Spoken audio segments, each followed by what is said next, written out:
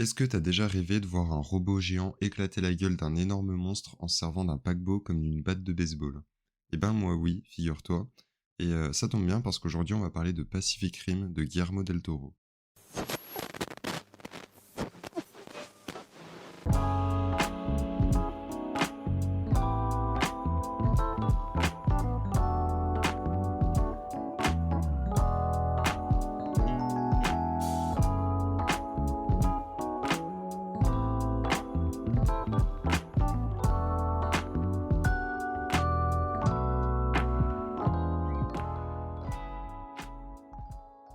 Salut, c'est Lucas, bienvenue dans ce nouvel épisode des recommandations sans prétention, le podcast où je te parle des films qui m'ont marqué en mettant en avant mon ressenti et en essayant d'être le plus spontané possible.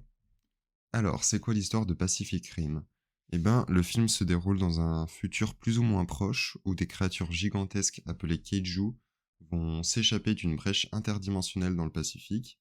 Pendant des années, cette menace va causer des millions de victimes jusqu'à ce que les humains décident de s'unir pour mettre au point une nouvelle arme, les Jaegers. Les Jaegers, c'est d'immenses robots contrôlés simultanément par deux pilotes qui vont être reliés par un pont neuronal. Durant un temps, les Jaegers vont permettre à l'humanité de reprendre le dessus, jusqu'à ce que cette arme soit de moins en moins efficace. On va donc suivre un ancien pilote traumatisé et une jeune recrue qui vont se lancer dans un ultime assaut pour mettre fin à la menace Kaiju. J'ai rien spoilé, c'est vraiment le pitch du film. Ce film, il est réalisé par Guillermo del Toro. Peut-être que tu le connais, c'est un réalisateur espagnol très connu qui a fait Le Labyrinthe de Pan, La Forme de l'eau, Hellboy 1 et 2, Blade 2, Les Chiens du Diable, Crimson Peak.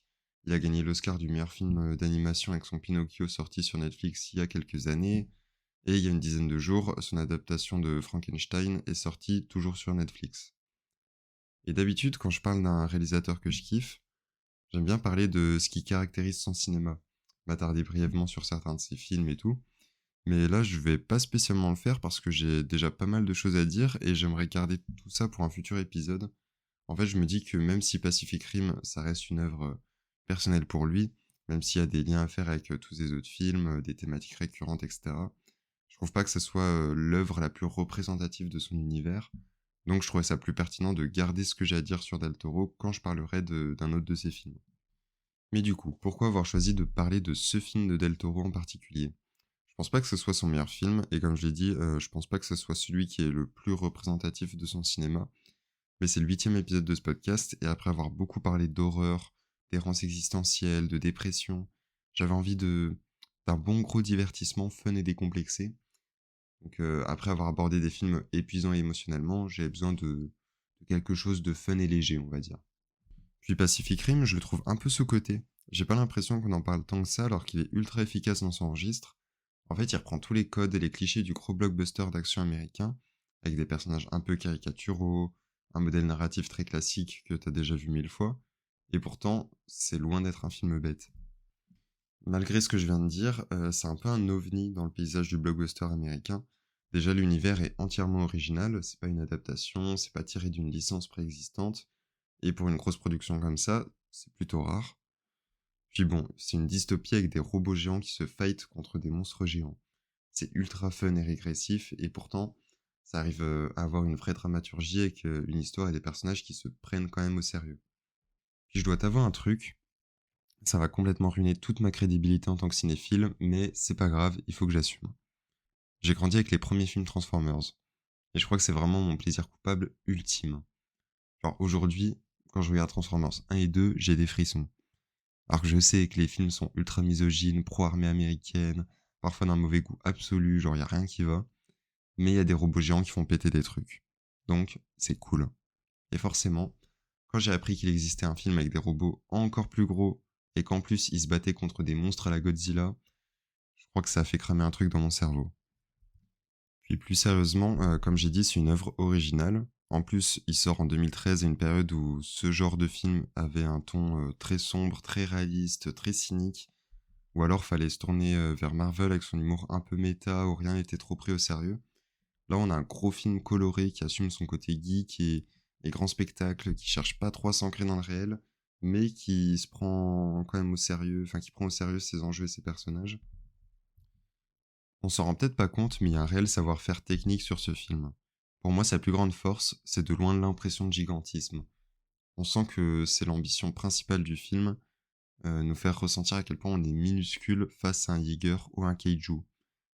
Et si on ressent à ce point le gigantisme, c'est pour plusieurs raisons. Déjà, on peut remercier les effets spéciaux numériques qui sont assez exceptionnels et qui n'ont pas du tout vieilli. Il y a beaucoup de grosses productions actuelles qui rêveraient d'avoir des effets spéciaux aussi bien foutus, que ce soit au niveau des textures, des effets de l'eau, de la météo sur les Jaeger et les kaiju, c'est impressionnant. Mais surtout, on ressent cette impression de gigantisme grâce à la mise en scène. Tout est toujours filmé à hauteur d'homme. Il y a un vrai travail sur les lumières, sur les détails qui est juste phénoménal. Les décors du film sont aussi très cool. Et on s'en rend peut-être pas compte non plus si on fait pas attention, mais il y a beaucoup de symbolisme dans le film, notamment à travers certaines couleurs qui vont avoir beaucoup de signification. Ça peut paraître être un détail sans importance, mais pour moi, ça montre à quel point le film est fait avec beaucoup d'amour et de rigueur, et que même avec une histoire sans prétention au niveau narratif, tu peux créer une forme de profondeur. Puis bon voilà, Pacific Rim, c'est avant tout un plaisir de gros geek. C'est un film d'action science-fiction américain, mais c'est avant tout un mélange de deux genres très populaires au Japon.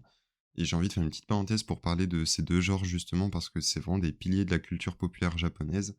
Et je trouve ça trop intéressant. Déjà, les mangas animés de mecha. C'est en gros un sous-genre qui m'enseigne des personnages qui ont des grosses armures de robots. On peut citer par exemple Goldorak, Gundam ou encore Evangelion dans les plus connus. C'est une métaphore de la fascination et de la crainte que ressent le Japon vis-à-vis de la technologie. C'est un genre très vaste, mais ça peut représenter le progrès technologique, mais aussi la perte d'humanité. Ça peut servir à critiquer la guerre et le militarisme. Il y a tout un truc psychologique aussi avec le pilote qui doit se connecter à son mecha pour former une entité à part entière. On retrouve cette idée dans Pacific Rim où deux pilotes doivent se connecter, donc dériver entre eux et avec la machine pour la contrôler.